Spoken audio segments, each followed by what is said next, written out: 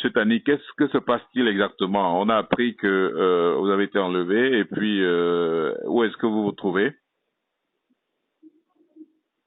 Oui, j'ai été enlevé le 28 mai à 21 heures dans mon bar à l'avenue de Large. Ils sont venus parce que j'ai négocié d'abord, parce qu'à la première fois, ils m'ont arrêté, ils ont pris 2 voitures sans cause. Alors, j'ai négocié avec l'un de celui qu'on appelle Salvatore pour me remettre mes voitures. Quand il est arrivé, il a seulement dit que je suis en état d'arrestation. Il a dit, mais pourquoi? Qu'est-ce que j'ai fait pour être arrêté? Il m'a dit, je ne sais pas. C'est l'ordre qui vient d'en haut. Ils m'ont donc pris, ils m'ont amené à la documentation, le service national de renseignement. Ils m'ont amené là-bas. Depuis le 28 mai, ils m'ont posé aucune question. Et tous les frères camerounais même qui voulaient me rendre visite, ils refusaient les visites à tout le monde. Même ma propre femme, pour qu'elle arrive là-bas, elle ne venait pas. Quand elle vient, on la chasse. Alors, comme je suis tombé un peu malade, c'est quand il m'avait voir le docteur voit ma température à 19. Il les a dit que non, ce monsieur risque de craquer ici. Donc, on l'amène à l'hôpital où vous voyez ce que vous allez faire. C'est là qu'ils ont précipité. Ils m'ont mis dans la voiture, m'amènent au parquet. Au parquet, il n'y a aucun dossier pour m'amener au parquet. C'est la publication qui s'est déroulée, qui a même fait que moi, on m'enlève. Quelle publication? Comme s'ils voulaient me tuer. Quelle publication? Oui. Vous parlez de quelle publication? La publication qui est sortie dans les journaux du Cameroun. Ok. Ouais, c'est ça qui a sauvé qu'on m'enlève même là-bas pour m'amener ici en prison. Actuellement, je suis à la prison centrale de Bujumbura. Aucun dossier qu'on me reproche. Je vois que mon bailleur de l'avenue de l'Âge, j'avais investi dans sa parcelle, et quand je suis revenu récupérer l'endroit, il avait donné l'endroit à une autre personne. Alors, il m'a conduit au tribunal parce qu'il voulait m'excuser. Là, vu que j'ai arrangé bien la parcelle, j'ai fait les nouveaux constructions. Alors, quand il est arrivé au Burundi, il dit qu'il veut m'excuser. C'est là. Je lui ai dit, comment tu veux m'excuser? Rembourse-moi mon argent que j'ai donc dépensé. Et c'était écrit que s'il veut donner la place à une autre personne, il devait me rembourser ce que j'ai dépensé. Alors, il s'est dit que moi, je suis chez moi, je suis burundais. Je suis chez moi. Si tu veux, va investir au Cameroun. J'ai résilié ton contrat et je ne connais pas. Alors, je l'ai amené au tribunal de commerce.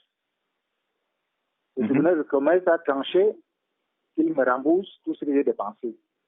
Il a fait appel. J'ai gagné l'appel. On est parti à la cour d'appel. J'ai gagné encore la cour d'appel.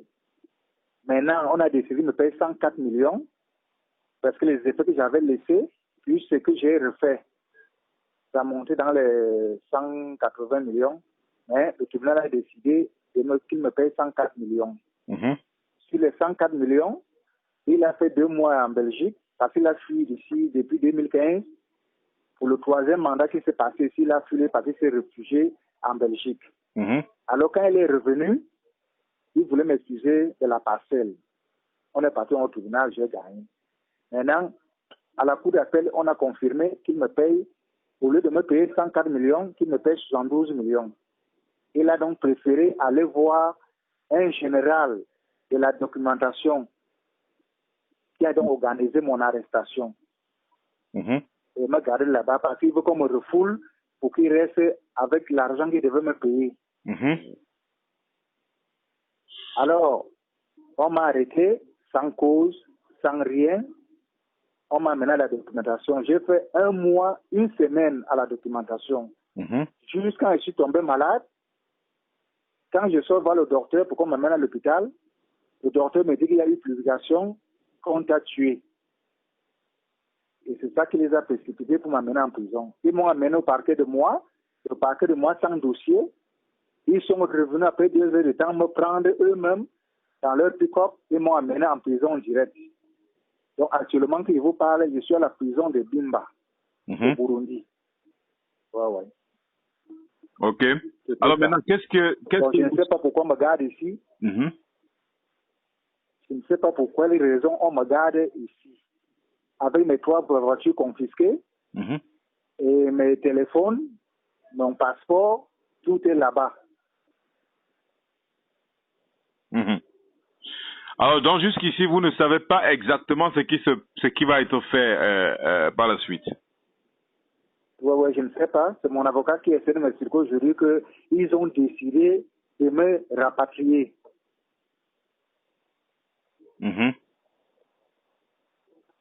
J'ai dit, mais si c'est ça, s'ils veulent me rapatrier, je suis même prêt à rentrer chez moi.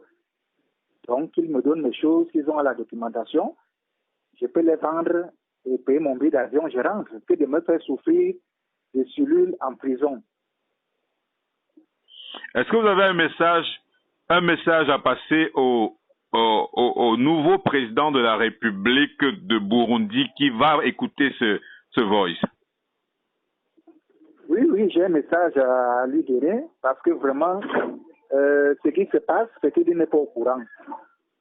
Comme il venait d'être installé, qu'il essaie de chercher au service national de renseignement ce qui se passe contre le Camerounais Tani Mbidalbert.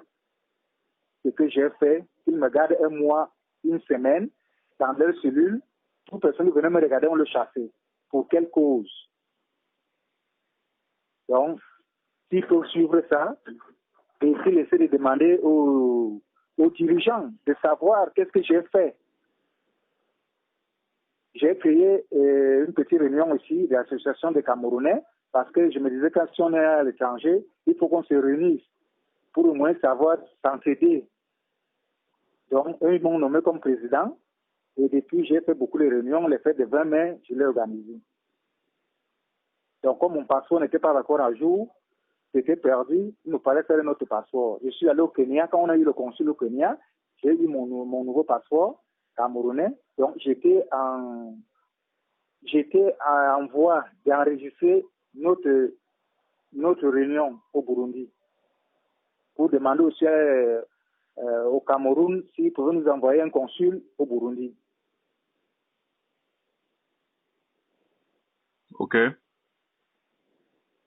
Monsieur Tani Monsieur Tani Mbida Albert, beaucoup de courage et merci beaucoup pour cet appel. Je voudrais signaler que votre appel a été enregistré et puis nous allons le mettre à la disposition de la presse camerounaise et de la presse burundaise aussi, afin de voir ce qui peut être fait pour votre libération. D'accord, je vous remercie.